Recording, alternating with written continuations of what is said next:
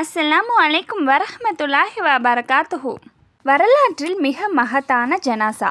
சுல்தான் முகமது அல் கானூனி என்பவர் ஒரு நாள் இரவு தூக்கத்தில் இருந்து திடீர் விழித்தெழுந்தனர். தான் கண்ட கனவால் பதட்டமடைந்தவராக தனக்கு நெருக்கமான காவலாளியை அழைத்து குதிரையை தயார்படுத்தும்படி வேண்டினார்.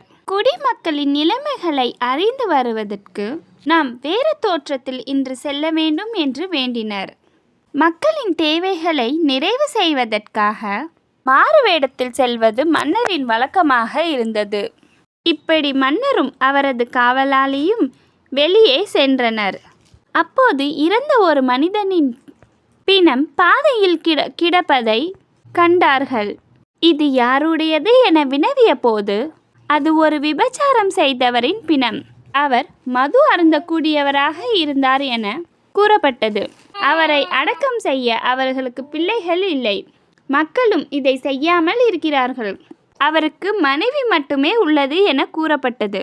அப்போது சுல்தான், இவர் முஹம்மது ஸல்லல்லாஹு அலைஹி வஸல்லம் அவர்களின் உம்மத்தை சார்ந்தவர் தானே என கூறிவிட்டு சுல்தான் அந்த ஜனாசாவை தூக்கி கொண்டு ஜனாசாவின் வீட்டுக்கு எடுத்து கொண்டு சென்றார். ஜனாசாவை கண்டதும் மனைவி கடுமையாக அழ ஆரம்பித்தாள். இதை இட்டு சுல்தான் ஆச்சரியமடைந்தார். தனக்கு முன்னால் இருப்பவது சுல்தான் என்று அவள் அறியவில்லை.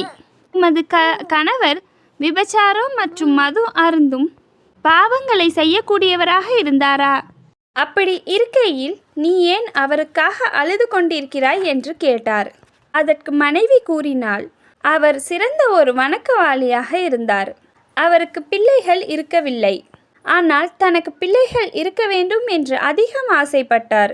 இதனால் மது கடைக்கு சென்று மது வாங்கி வீட்டுக்கு வந்து அதை ஒரு தடாகத்தில் கொட்டிவிட்டு அல்ஹம்துலில்லாஹ், அல்லாஹ் சில வாலிபர்களை இதனால் காப்பாற்றினான் என்று கூறுவார்.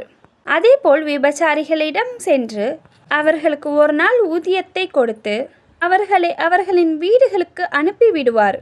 அல்ஹம்துலில்லாஹ், அல்லாஹ் இதன் மூலம் சில வாலிபர்களை செய்யும் பாவங்களை விற்று காப்பாற்றினேன் என்று கூறுவார்.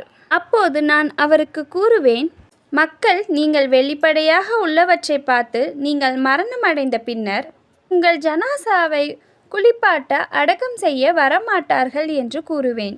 அப்போது அவர் சிரித்தவராக கூறுவார், எனது ஜனாசாவில் சுல்தான் மற்றும் அமைச்சர்கள், உலமாக்கள், முஸ்லிம்கள் அனைவரும் கலந்து கொள்வார்கள். இதனை கேட்ட சுல்தான் அழ ஆரம்பித்தார். நான் தான் அந்த சுல்தான், அவர் உண்மையான ஒருவர் என்று கூறினார்.